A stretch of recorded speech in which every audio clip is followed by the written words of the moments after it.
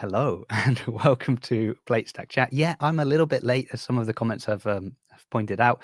I'm also trying to get this to stream on Instagram as well. So that's new and different. But I am always Jason, and this is a show where I bring on a wonderful guest to have a fun chat. Yes, we are still supported by Strivey. If you're watching this live or very close to the day of release, they're currently having a sale, so you can go and check that out as well. But today I have a wonderful guest, a man who has made it his mission to get people moving their bodies into positions that they don't really want to go, but apparently they are supposed to.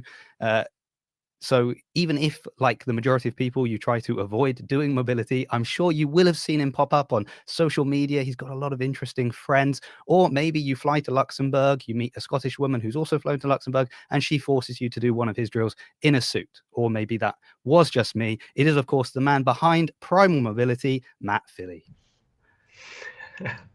Love it. What's up? Well, I'll be honest with you, Matt. It feels hectic. I don't know. Yeah. I really don't like that I can see the Instagram live on the side. That's distracting. I do like that there's lots of you've got a lot of supporters. Yeah, there's a lot of people here. They're just here to support you. I should think have they're you. your friends. Yeah. They know you. They know me through you and Colleen, probably. Yeah. Well, oh, Colleen's here. Yeah. What's this? Their primal session must have ran longer. That's why we're late. Exactly. Yeah.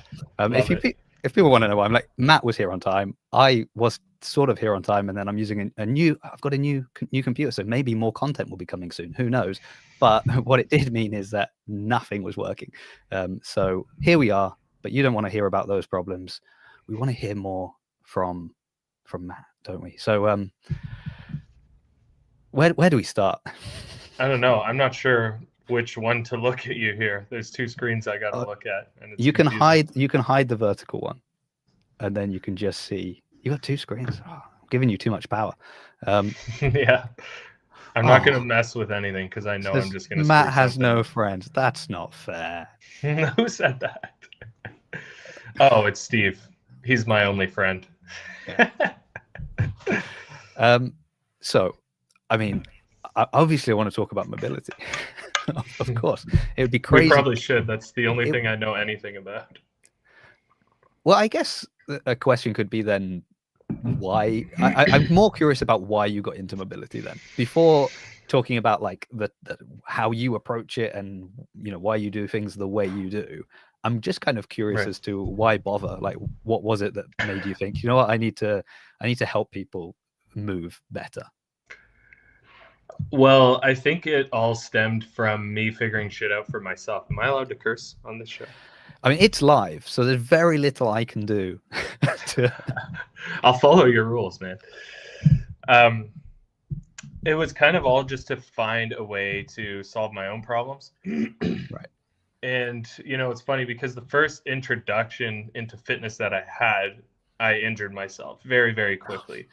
So I went to the gym. I started going to the gym when I was 14. I was introduced to the gym by a buddy.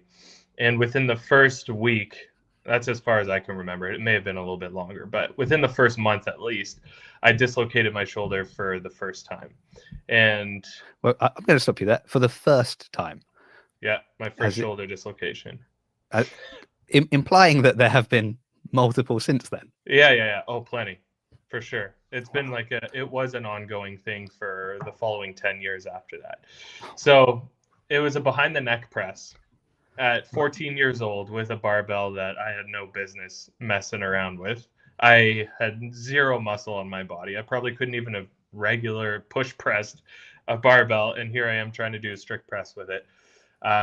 And as soon as it got behind my head, behind the neck press, as soon as it got behind my head, I lost control of it and it just pulled my shoulder right out of the socket. And so for years after that, I was struggling with ongoing chronic shoulder pain and anything gym related. I was dealing with tons of fear and discomfort and whatever else. So it was just an ongoing process of me trying to figure stuff out for myself. And over time, I eventually started working in the fitness industry as a personal trainer. And so I was taking a lot of different courses, education to try to learn. And I started learning more about joint stability and stretching, movement in general, strength training, and started to find that kind of pick and choose the best principles of all of that to help me solve my own problems. And I started to figure it out for myself. And then along that journey, I started implementing some of it with my clients as a personal trainer. And it started to stick for a lot of them because I was working with a somewhat of an older generation, or an older demographic, I should say, 60s, 50s and 60s. And so a lot of them were dealing with pain and discomfort. So I started implementing some of the stuff I was learning with them, and it was working really well. And so I started kind of like really nerding out about it, seeing like this is really interesting because it's not something that I've seen out there. And so I started kind of like manipulating the process a little bit, testing, playing around with it. And then that was 10-ish years ago. And since then, it's like we have a full methodology that we utilize now. And that was kind of like the birth of the Primal method at that point. Was it called Primal back then, or did you have another No. brilliant name for it? Primal, I started a business called Primal before it was online coaching. And Right. what I was doing at that point was more like table-based stretching. So I was a stretch therapist at that point.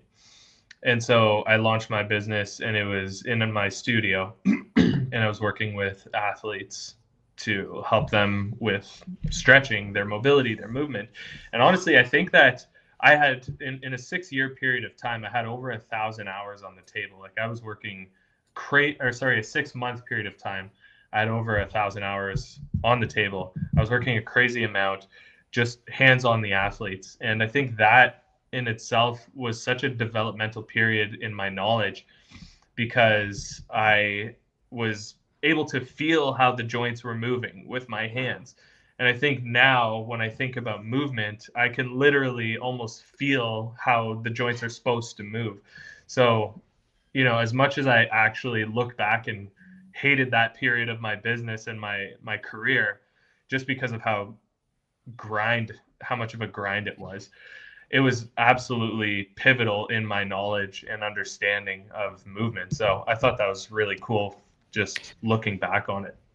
Yeah, I suppose especially when you're now so online based, that's like the massive drawback of being online is you can't have any tactile feedback. You can't, Right. Somebody's saying, oh, it's not moving this way, or it should be that way. You can't just touch it and go, oh yeah, okay, oh, I see what you mean. So having like a kind of a catalog of of ideas of, okay, I guess it's probably like this, it's like that. Yeah, I felt this sort of thing before, does help you then to, I guess, convey that information online when you're You're not going to right. be able to touch someone. 100%. And it helps me simplify it in my mind before I can teach it. Right. So when I think of movement now, I see the body as like a sequence, or movement in general. I see movement patterns as a sequence of biomechanical functions.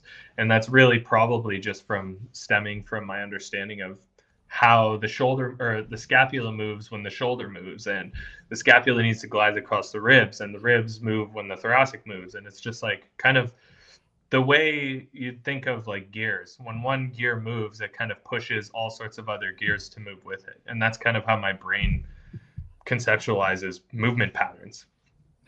Well, I'm happy with all of this so far, because I think, it would have been great if you just said, oh, I saw there was a gap in the market, and I just thought, business plan, this is how I'm going to get rich. I'm going to create a mobility program and get everybody doing that.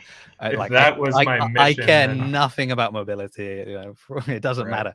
So it's nice to hear that it was something you're passionate about, born of, your own experience at an early age, which I guess, because then you mentioned that, and kind of by this point we had, what now is the Primal method, like in place. So for anyone who doesn't know, for example, someone like, here we are. If I was doing reverse lunge, actually jacked my groin, I should probably get on Primal. Oh, light just went off in here. I think this light just broke. So if anybody doesn't know, that's not good. If it just suddenly looks darker, my light just died, but I've got more lights. I had a really good question coming up as well. that just derailed it. What I was going to ask is, how do we define the primal method compared to, any other mobility program that's out there, or something that, they're doing after the WOD at a CrossFit box? Like, what's making primal different and maybe worth someone investing their time, energy, and money into your program, as opposed to, I don't want to say your competition, but other options that are available. Right. Yeah. Fair. So primal is truly rooted in a biomechanics first approach and progressive overload. So we really do kind of merge traditional mobility protocols or approaches, as you would say, like static stretching and stuff like that, which most people are more familiar with, and strength training, traditional strength training principles. And we kind of merge those two types of things. So a lot of what we do feels a lot more like training than it does like just stretching. We never really hold static stretches. If we're doing anything passive, it's going to be dynamic. Our entire perspective and intention is to try to get you to feel better under the barbell during your gymnastics, whatever positions you may find yourself in during your training that cause discomfort and pain and whatever else. We want you to feel better and confident and powerful in those positions. So we make sure that we approach things very dynamically and very strength based. That being said, the primal method it consists of 5 different pillars, and those pillars are basically what guide our mesocycles that we program through. So again, we're a strength company. That's what we do. But it's very like foundational strength. So it's not absolute strength. We're not like loading up your back squat or your deadlift or anything like that. But we're loading your biomechanical joint functions to help you get stronger within those positions so that can carry over to your absolute strength. So the primal method, the 5 pillars, are basically to take you from restricted joints all the way to very strong as you could possibly be in your deepest ranges of motion. So it kind of like, it's like a whole umbrella, an all-encompassing method to take you through that process. So to start, we have awareness and connection, which is basically proprioception, understanding how to contract your muscles within deeper ranges of motion, and understanding where your joints and body is in space as well. Because a lot of times people may have no idea how to move their pelvis or where their pelvis is during their squat pattern, or what, and that's very relevant, of course, to the squat. So things like that, proprioception goes a long way. Pillar number 2 would be build new ranges. So that's what most people would deem as like mobility. That's where it ends for a lot of people. It's just range of motion. But for us, that's like just gaining opportunity to deeper ranges of motion. And then from there, we start to solidify it so that we can actually make an influence over the nervous system, so that you don't just go back to being tight every single day after you've stretched your 2-minute pigeon stretch. It's like, my hips just don't get any better, but I stretch the pigeon or my hips every single day, but it just doesn't seem to work. That's because your nervous system hasn't really caught on to those deeper ranges of motion yet to really understand that this is something we need to adapt to in order to improve. So we start going down the line to stability, movement control, which we're about to actually start a movement control cycle on Monday, and then strength. And all of our mesocycles are 6 weeks in length. Okay. I'm glad we're recording this, because then I can go back and watch it and see, because there was a lot of big words got thrown out. That was lots. But it does make sense. It's funny because you can see it in real time as well. Like if you've been in and around, I mean, for me, the CrossFit space for the last sort of 10 years, you'll have seen all of the kind of, as soon as you said pigeon stretch, I was like, yeah, I've been there. That's great. Right. I mean, I always couch stretch. Yeah, I found like trying different mobility things over the years. Like there's things I've liked and things I haven't liked about different ones, and I'm scared to throw shade at any in particular. But like if it's I found I preferred watching people that went through a mobility flow more than like individual, like when you get like, here's your 10 mobility drills to do for this, and they were all kind of, as soon as you click on the app, they're like already in the position. And I actually really liked with the flow seeing someone move from one position to, okay, and then now this is how you get into the next position. And it just helps you sort of, and then maybe seeing it from different angles because they're the next day recording somewhere else. And I'm like, oh, actually, maybe my leg wasn't quite where it should have been. Interesting. When I'm just looking at like this app that was just constantly kind of, it didn't matter what day of the week, what month of the year, it was like, oh, this stretch, or this is that one image you're going to have for that stretch. I do have another. Well, I've got a couple of questions for you. This is also going to take a slightly different tangent now because my wife very cleverly, probably in anticipation for the fact that we were going to have this chat, decided to sprain her wrist on Wednesday during a power clean complex. And so it was, what were we doing? Like 3 power cleans and 2 hang power cleans. And we'd pretty much finished as well. The time was almost up, and she just decided to put a little bit more weight on and just go once again. And in the final hang, she just kind of caught it and just heard something go in her wrist, and she's now in a splint. So, oh, brutal. Would this have helped prevent that? Is my question. That I definitely don't want to come out and just blatantly say that improving your mobility would 100% have cured the likelihood of that situation, because things happen all the time, right? And as you improve your performance or start to perform at a higher level, the risk of injury increases naturally as a result of that too, right? So all this to say that improving your mobility doesn't guarantee that you're going to reduce your risk of injury. Or I should say, it doesn't guarantee that it's going to minimize or eliminate the risk of injury entirely. That's a better way to say it.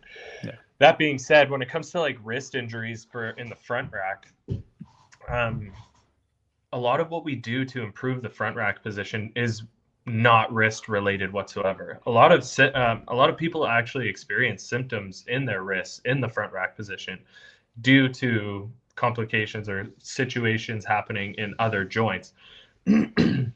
Example of that would be like shoulder external rotation. That's probably one of the biggest limitations that people struggle with when it comes to the front rack position. And a lot of the stress, if you don't have good shoulder external rotation or scapular protraction or thoracic extension, again, a lot of words. This is how my brain works. That's what creates the front rack position. And if you don't have that, then your elbows will start to drop down, which means the trajectory of the barbell will start to transfer forward as well, which means that it all starts to come down into the wrist. It doesn't mean that you need to improve your wrist mobility. It means you need to find a way to get into a more concrete and stable and solid front rack position. Right. And what comprises that is the external rotation of the shoulders, the scapular protraction. It's like a good shoulder shelf for the barbell to sit on with a good position of the elbows, right? Yeah. So all that's to say, if like we improve those areas, then the likelihood of her catching down here and a lot of that barbell stress going into the wrist, which is a small joint and generally not prepared for that type of loading, then risk of injury will likely decrease, right? And you'll start to feel stronger and perform better as a whole.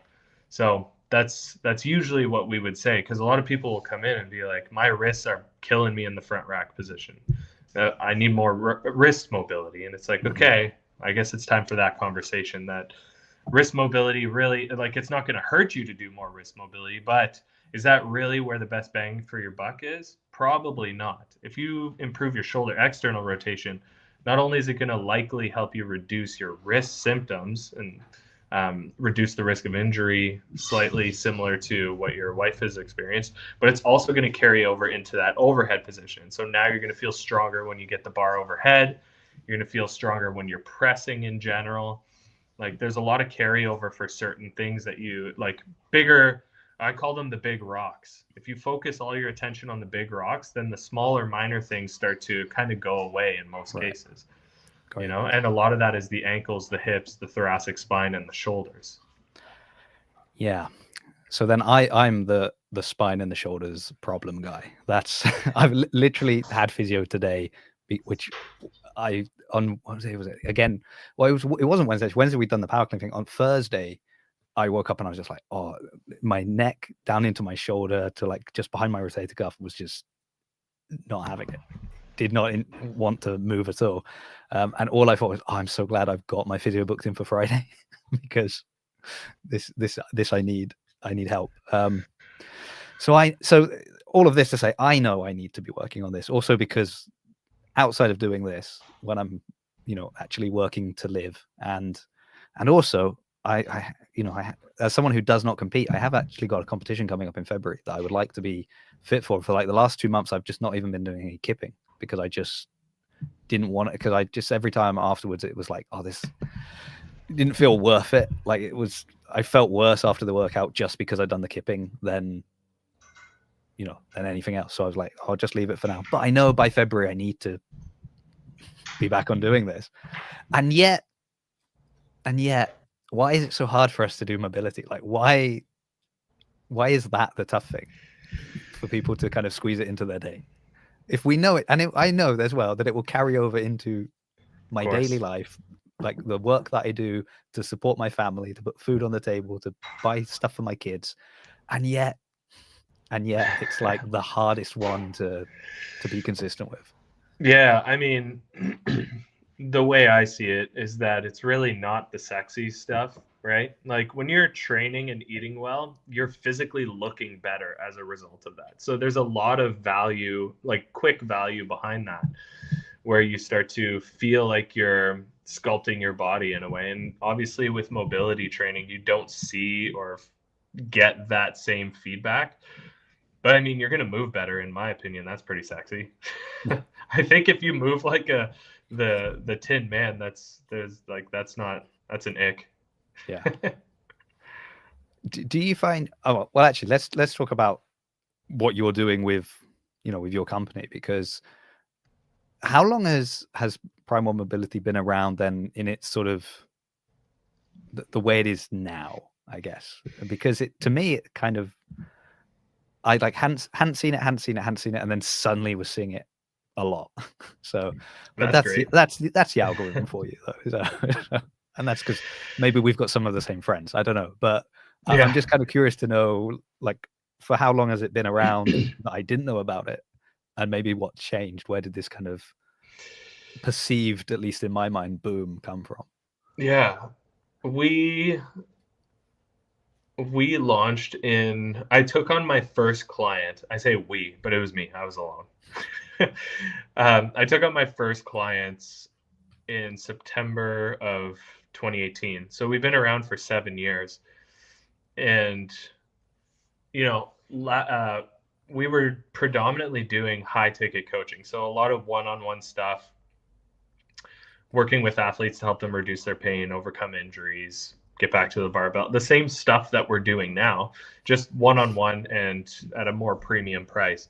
And I had gone through a period of my life where I had to step away from the business pretty dramatically for like a good 6 to 8 months, just because a lot of stuff was happening. Like my gym flooded. I had to redo my whole house basically as a result of that. And so I stepped away from working quite a bit. And from that, it's like the business started to collapse on itself quite quickly. And it was going to be like insane to try to dig myself or us out of that hole, because we're a team at this point. This was last summer. And so coming back from last summer, I realized like, shit, Primal's in a bad place now. And this is my fault. There's nobody to blame but me. And from here, there's some decisions to be made. Either we go all in and try to fix the problem with the same model. But I had noticed that model that we were doing just wasn't resonating the same way with people, just with the direction the economy was going in, and the response from the market just wasn't the same anymore. So we had to make a decision, and that's when I said, like, I just want to make this more accessible anyways. Now's a good time to shift and pivot our our model entirely and just go all in on something that is more financially approachable, and let's go from there. So it was like, all right, let's make an affordable program, which before our cheapest program was a monthly subscription. It was like twice the price. Right. And now we're still not the cheapest. That's like important for me to say. We're still not the cheapest. Like Go Out and Pliability, they're going to be cheaper than us. That's for sure. But our entire purpose was not to be the cheapest, but to give the greatest experience and just do something very different and show the world that mobility training can be done very, very differently than what most people have been approaching it in a way. And this was October of last year. We made the End Range program. And at that point, it was like, all right, let's go all in. And we decided to just make our mission to get this in front of everyone. That was all it was like, let's just find a way to throw this in everybody's face, because the results that we're getting here, the success rate on these programs is very high. And it would be a shame if more people didn't experience this. So it's like, I don't care about if we make money off of that or not. It's like, let's find a way to just get this in front of everybody. And that was kind of, you're just seeing the fruits from that, I guess. Yeah, I mean, I was gonna say it's clearly working. if that's it's working, your yeah. goal, yeah, so I'm happy with that. And I was looking. Let's see, like, okay, who are we in the same circles with? Lauren, I saw her pop up on your feed. Obviously, Roderick, George, Coach GT, Colleen, as you've mentioned, just so many that I'm like, oh, we're like swimming in the same circles, but right. And then, of course, I've got to mention Rachel, Rachel, not Rach, as she's known on Instagram, as the one that actually dragged me through one of your mobility drills. But that was fun. So yeah, it's good. It's working. And as for not being the cheapest, well, there's that whole thing about like wine lists. Did you ever hear that? Where like nobody ever wants to order the cheapest one, and they obviously don't want to order the most expensive. So actually, the best selling was always like the second or third cheapest. Because they'd go in and be like, oh, I can't get the cheapest. Oh, I'll go one up or two up. So actually, you've maybe put yourself in a good position there. Just I mean, like from a business perspective, there's no way we could compete with the marketing budget of like these bigger companies, right? There's just no way. So that was never going to be our approach. It was more just like, what can we charge? How low can we charge while also providing the highest quality of experience? So we wanted to give everything in there that we possibly could and still coach. So if we were to go any cheaper, then it wouldn't be feasible for us to actually coach within the experience. So that was something that I wanted to make sure was included, was that people had answers when they came in. And it was like, well, why is my hip bothering me? Or when I squat, this happens. Why is that happening? Well, let's look at it. Let's discuss it. Let's kind of break it down and see what we can figure out. And then how can we address that with the tools that we have within it? So it's important for me to be able to structure things very differently. Yeah. So, I mean, and this is where I reveal that I've obviously not used it. So here we go. So if someone signs up, what's the experience look like? So I mean, are you still doing a sale at the moment? There was a sale I saw slightly earlier today, but is that still running? Still running. It's just on Instagram. Okay, we didn't put it anywhere else.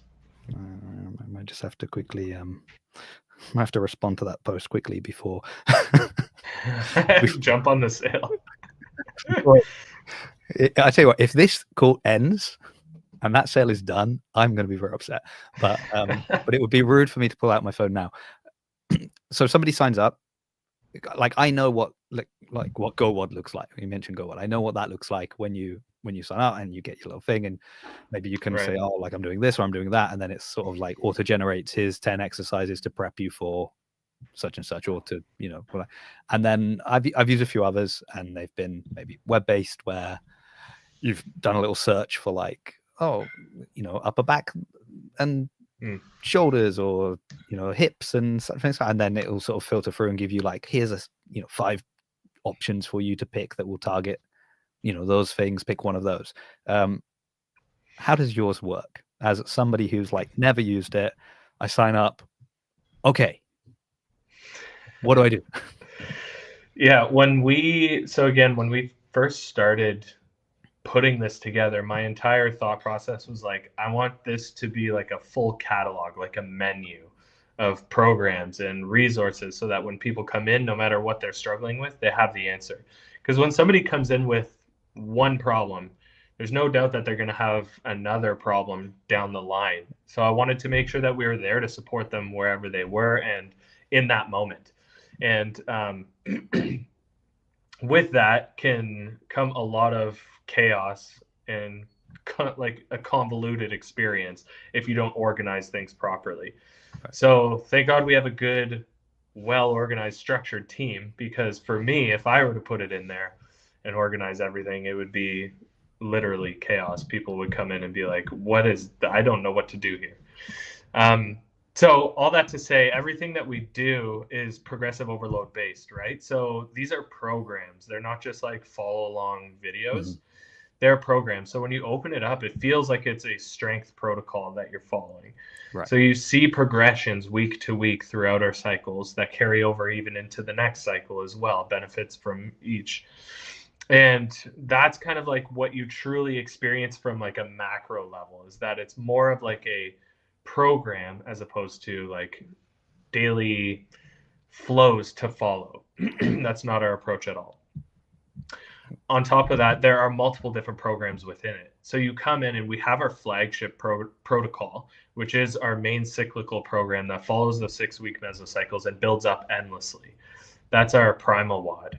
So that program is more longevity based, but it's really focused on improving the deep squat, the front rack positions, and the overhead position, all while reducing knee, hip, low back, and shoulder pain. So it's very full body focused. It's not hyper specific to one thing, but we do have studio programs which are more goal specific and more time based, which are generally like 6 to 12 weeks long. And those are like deep squat, knee pain, low back pain, overhead position, front rack, those kinds of things. And you can sprinkle those in with the Primal WOD work too. So I was going to ask that question. I was say, okay, but what if I want to keep doing the one and then I want to, but in the meantime, I want to work on this and that. The annoying thing is that the more things you mention, because then you're like, oh, deep squat or this, like my wife's got a great squat, like she gets always highlighted in the class. It's just so annoying when the coach are like, oh, look at Rochelle's squat, it's amazing. But she's like, finds that she does get like knee pain at times when she's squatting, and she's sort of, all the different things. And the more you talk, the more I'm like, oh, I really need to make sure she gets on this, because this is the answer to so many problems. But that's good. Okay, so I'll get. So you're saying that, can you go back then? Does it like follow week? You're saying it builds up like an endless catalog. So if I've come in and you're like already week 4 on something, I can just go back to week 1 and start from there. Or wait, your program is going to start from when you initially sign up. Right, so you're going to be in week 4. But the great thing is that everything is intentionally endlessly scalable as well. So it doesn't matter when you join, you're going to be starting at a point where it's accessible for you, and you can build up from there. That's the entire purpose of how we program, right? It's like going into a CrossFit class. You're not going to, or you start at a CrossFit box, you're not going to be like, okay, well, I'll join the class in 6 weeks after I've started this cycle. You kind of jump in where you're at, and from there you scale as needed, especially in the movements where you need more scaling and some where you feel like you're a little more advanced, and it's different for everyone. It's the exact same concept with the work that we do. So over time, as you've been in the program, yes, you can go back. But when you first join, you're going to see from today. Right. Got you. So, and then so does it like build your personal catalog, kind of the workouts completed? You'll have a history there. Yeah. You can see what you've done, but you can't see like what people did the week before you. Yeah, exactly. Got you. Okay. That's good. That keeps your programming safe. Safe and secure from thieves. Nice. Okay. Interesting. Well, it's more just like app limitations and app features. That's true. Yeah. Wow. There's only so much you can do. I don't know. I hear AI is taking over and it's going to take all of our jobs and do everything. So, I mean, be careful. I wouldn't even know where to start in getting something to create an app for me. Not that Yeah. smart. No. So the we truly has become we now then. You were saying about you've got a team that's helped to kind of integrate all of this together. Right. Yeah. So it went from being you on your own, like how many are in your team now? How many people are kind of behind the primal, apart from all these people in the comments? By the way, you also got to see on here is just the comments of people on YouTube. There's been a load of comments also on the Instagram stuff. It just On doesn't pop up IG. on here. Yeah. Sorry. If you're commenting on Instagram, we're not ignoring you. It's just I need to look over there. Shay Newell has been mentioning a lot of good things. She's, 10 out of 10 recommends you and stuff like that. So it's all positive over there as well. Just, I don't want you to miss out of that good stuff. Oh, good. Just don't tell me about all the people shit talking. You'll hurt my feelings. Pretty much everybody's been nice. This is I'm just joking. The crazy thing. There's 7 of us on the team now, and that's gone through so many iterations as well. While I've continued to, so I started this not having any business experience whatsoever, so terrible business owner, just trying to figure things out and understand how to build whatever's up here out into the world, right? And a lot of decisions I've made along the way just were not the right decisions. So we've had up to like 15 people on the team at one point, approaching 20 even, and that just did not make any sense. And so right now we're definitely more in like the very ideal place for us to be, and we can grow substantially with the team that we currently have before we need to start bringing on others. So we're in a great place at a family of 7.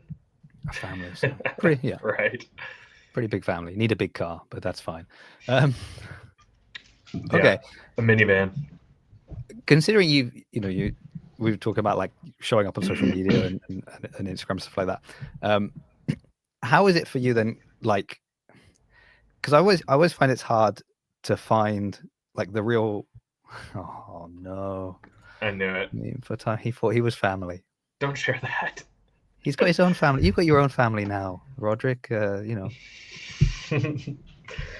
Roderick's my hidden lover. That's what it is. I just didn't want to mention it here. Yeah. Okay. Well, once again, I will remind you, we are live, so I won't be able to edit that out later. But anyway, Whoops. There you go. Sorry, Roderick. Everybody knows now. It's not secret anymore. Yeah. Do you find it sort of frustrating that you've like the amount of misinformation and just nonsense that is put out within the fitness space in general, from like these kind of big influencers that have a big following, and then they'll put out maybe this is how I prepare for a heavy squat session, and then that they're getting hundreds and thousands of views on their sort of preparation for squats, and you're watching it being like, oh, these are this is not the way to prepare for squats. Like, does that happen? Is that a I think, yeah, 100%. Like, there's always going to be things that I definitely disagree with and that grind my gears a little bit. But I feel like I'm also a very open-minded person. So when I see something that I don't agree with, I also know that my way is not the only way. Although, of course, I'm biased. It's the best way. Yeah. Let's be real. But that being said, when I see something, I try to be open unless it's just blatantly really dumb. And of course not. The things that drive me the craziest, I think, are when you see like a reel on Instagram or something, or TikTok, or wherever you do your scrolling, and a mobility reel pops up, and it's like just Mobility Monday or something like that, and it's these crazy mobility flows that are just so far from being approachable, and it's like this crazy flowy thing that takes mobility to even do it. It blows my mind. It's like, no, it's so much more simple than that. Like, you can take something that looks like you're doing nothing. Like, you can basically, like, there's videos in our library that looks like nothing is happening, and it's some of the spiciest, most challenging things that are that we program, and that's because it can be far more simple than that, and it really is all about approachability. And that's one thing that I want more people to be able to understand, is that it doesn't need to be this like this whole event, this big old like show, this display in order to train your mobility. Like you can really put the work in and make some drastic changes to how your joints feel and perform, and how you feel on a day-to-day basis in a very simple way. And that's some of the things that drives me the craziest. Like when you see people doing like wild Cossack squats and overhead crazy deep squat rotation stuff, and it's like 80% of people will see that and be like, nope, I can't do that. I'm not going to do my mobility or something like that, where it's like you can distill that down so much easier. Well, I was going to ask if that's an issue. If like, do you find it's that, you know, it's like the classic CrossFit issue, right? If somebody goes to a CrossFit class, like just looks through the door, and immediately their eye is drawn to the person who's doing, you know, unbroken muscle ups, and the person who's like, you know, back squatting like all the weights of the gym, and they're not seeing, you know, like the toes to bar was the one I used to find people always just suddenly saw someone doing toes to bar and were like, oh, that's crazy, I couldn't do that. And it's the one where if you just looked around, you'd see, well, look, that's somebody like on the floor doing a variation here. There's somebody doing like knee raises, but they don't do that. They see the hardest one, and then they decide, oh, I couldn't possibly do CrossFit. It's way beyond me. Does that happen then with the mobility, in your opinion? Like, do you think people see these kind of crazy flows, or they have maybe in their mind what like a mobility program is, and then it's like, that's not, I can't do that. I'm the Tin Man, so I'm out. Not nearly as much, probably. Honestly, like if let's say my mom saw CrossFit, which I've tried to show her, yeah, she would be like, she has that same perspective where she's like, no, there's no way I'm approaching that, and there's no convincing her. Like if an old lady or my dad walking down the street looks in the window and sees snatches and bar muscle ups or ring muscle ups, and he's like, what is happening there? Like, this is a room full of Olympians, that's definitely, I would think that's far more common, where people see that and they're like, this is insane, well, I don't want to do that. As opposed to mobility, it's like, you're gonna feel tight pretty soon at some point in your life, and you need to do like more lengthening of your muscle tissues and finding a way to actually improve your range of motion. But it's just more of like what you see out there is that it's like, there's just a misunderstanding of what true mobility training really is. Like, Primal is not a flexibility program. I've said this multiple times on different podcasts, but like, if we were to do flexibility work, our programs would look very differently. We are a mobility program. Our entire intention is to help you improve the quality of your muscular engagement, how you perform within the deeper ranges of motion. So that being said, it's like, our approach is quite different from many other approaches that you'd see. So like we shit on foam rollers a lot. Like, we don't do any foam rolling or static stretching. So like in my marketing, I like to talk about the fact that like, that's not true mobility training. Like, foam rolling can definitely help you feel better, help you gain access to deeper ranges of motion temporarily, help you temporarily reduce the perception of pain and discomfort, but it's not going to ultimately help you improve for the longer duration, the quality of your muscular contractions within deep shoulder flexion or deep hip extension. What happens, or the things that do improve that, are training that, contracting your muscles in those positions, and training your nervous system to adapt to it and learn how to contract your muscles. So it's like, you need to get active in order to do that. But that's the hard stuff. And that's why Primal, like something that we're talking about a lot within the community, is like, we're built different. We don't cater to people who just, want the easy road. We cater to the people that are okay with challenging themselves, because that's what it is. The moment you come into Primal, you're going to find out quick that it's not easy work. It's not a yoga chill sesh. We are putting in real challenging effort, and like, that's why we program with RPE, rate of perceived effort or exertion, because we know that intensity is important for adaptation, and we're trying to drive a true stimulus with the work that we do. So I don't even know if I answered your question or what your question was anymore. I don't know. I enjoyed it though. I enjoyed the journey. It was making me think. It's That's a how bit my like brain goes.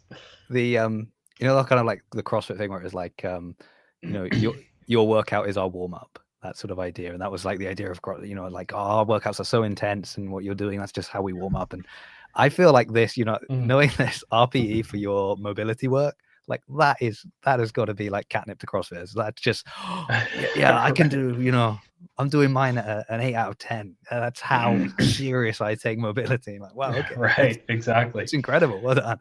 Yeah. Yeah, and it speaks to CrossFitters for sure, because like CrossFitters thrive off intensity and difficult things. That's kind of what the CrossFit mantra almost is. It's like we do hard stuff, you know? Yeah. But they like to say we do hard stuff and then cut to, again, you know, them doing bar muscle ups or ring muscle ups or a massive yoke carry or something that looks really cool on Instagram. Right. It's not like we do hard things and then they're trying to get into like the bottom of a squat and do some rotation. I was like, yeah, oh, exactly. It's not quite as clippable. Deep hip extension work and their face is turning purple. Yeah. It's like, what is going on here? I want to loop it all the way back now to the very beginning. So you started all of this because you had you dislocated your shoulder. you kind of, that was the first injury. Yeah, you had, you know, experience of not having good mobility, not, you know, being strong in those positions. Right. Now you've been doing this for, you know, quite a number of years leading up to what, you know, you now have with the online business. But how have you personally, like, how do you feel now in and of yourself, having kind of, I guess, experimented on yourself with this programming all these years later? Good. Yeah, just good. I was expecting more than good. I feel good. I mean, I also like, there's something to be said about how hard you push yourself and how well you're able to recover as well, right? Like for me, my joints feel great. Like I move well. I feel like I move very well under the barbell, and there's no concern about that anymore. So that I feel fantastic. But when it comes to like how I'm able to recover from my training, you know, I can do all the recovery protocols that we have within the End Range program and still not recover the way I need to recover. I sleep 5 to 6 hours per night on average, and so it's like I'm just struggling to try to recover in a way that I can train the way I want to train. Yeah. You know, so like the DOMs will creep up by the end of the week and it's like pretty brutal. And I just feel very systemically fatigued because of that. Like I'm just not resting enough, like getting that mental recovery and that nervous system recovery. But when it comes to like my old injuries and stuff like that, like they're gone. I still have my weaknesses and I still have my areas of improvement for sure. Like there's a lot that I could work on still and will. But when it comes to like my shoulder dislocations, I haven't had a dislocation since 2015, and I had seven major dislocations and countless subluxations between what was it, 2007, I guess, and 2015. What were you doing? What were you doing? It started happening from anything. Like I would be swimming and my shoulder would pop out. So it was like, you know, you lose stability in the shoulder and then it's like then it's gone. Yeah, it's bad news from there. Okay. So that's been improved. Like I've worked a ton on shoulder stability. That's been amazing. I used to have brutal hip impingement pain where I couldn't squat past parallel without like crazy pain in my hip flexors, and chronic low back and sciatic pain as well. And those things they're better. So like I've done a lot of work on that over the last like 10 years or so. Okay. So it's going well. What I like is that like over the last 10 years, you're like, yeah, so some things have gone a lot better because I've been doing the work to make them better. But also life is still happening, and 10 years of just life is we got to be realistic, beating me down in another way. So, but I think that's good. So like so young. Right. So like I still bounce back relatively quick, But like if I continue on this path with like the poor sleep and stuff, that'll chew away at me pretty quick. Yeah. I mean, should I ask what's going on with the sleep? You know you need to sleep. It's for sure, yeah, 100%. And I do make a strong effort around that too. Like I've tried so many things, and there's only so much you can do, you know? Like I don't want to be that guy that has the most fragile sleep ever. But like I don't want to also have a 2-hour evening routine that where I have to friggin' like turn on my salt lamps and listen to my spa music and just like calm myself down. Yeah. I have 2 kids. They're 8 and 5. They sleep relatively well. They'll wake me up once or twice throughout the night during the week, probably. Lately, more frequent than that, but it's mostly life stuff. Yeah. Just my sleep habits, my sleep hygiene.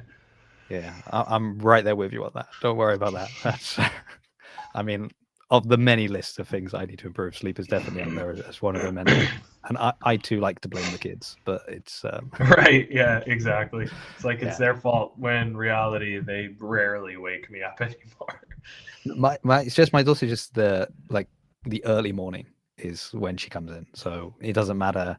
We have friends that don't have kids, or that had kids and they've grown up now, and it's like, oh, I can't looking forward to the weekend. Oh yeah, I get to sleep in, get to lie in, and I'm like, I don't even know what that is, because at 7 a.m. if we haven't already got up for work or for school, she's coming in to wake us up. Because 7 a.m. Yeah. So I wake up at 5, so I'm trying to get to bed at 9ish. No. So I have to get up at 6 every day that I work. So just the weekend is the day that I get to lie until 7. So that is my line. If that's okay with you, if that passes the, I know it's not 5, but also no. I'll let you have it. You gotta grind harder, bro. Yeah. And maybe if I was getting up at 5, I'd be posting more videos and more stuff would be happening, and my social media would be blowing up the same way as yours. But it isn't. But you'd also be just as fried as me, probably. Yeah. Well, this happened no mental performance. I went into the box. We did the workout. So there was the first part, which was we had 2 10-minute windows, but it was like a rolling 20-minute clock. In the first 10 minutes, I had to do 60 burpee pull-ups. And then in the second 10 minutes, you had a 2K row. And your score was the time of each element. So the only time you have to rest is the little bit you've got, finishing in 8 minutes or whatever, and maybe having a few minutes in between. So we finished all of that, which I'm going to say was quite a lot. I was quite tired. And then we had 8 minutes to build to a 3-rep max weighted pull-up. Okay. And there was a member there that I hadn't seen for ages. So I was just over chatting in between, while we're doing this building up. And she looks at me, she goes, "You all right? You look so tired." I was like, well, I mean, I'm pretty tired. It's an accurate assessment. Anyway, and on that wonderful bombshell, we'll leave it here. Matt, thank you so much for your time. I've enjoyed learning a bit about the journey that you have been on, that Primal's been on. What's next? I mean, where does it go from here? Bigger and better? What's you want to reveal any super secret up and coming thing, or is that all super secret? No, I think we have a really good recipe when it comes to getting results with the mobility training, with the mobility programs, the mobility work we do. We have a really great recipe, and we've figured that out. That works really well for us, and it works really well for our members. So we can replicate that on an ongoing basis to drive results.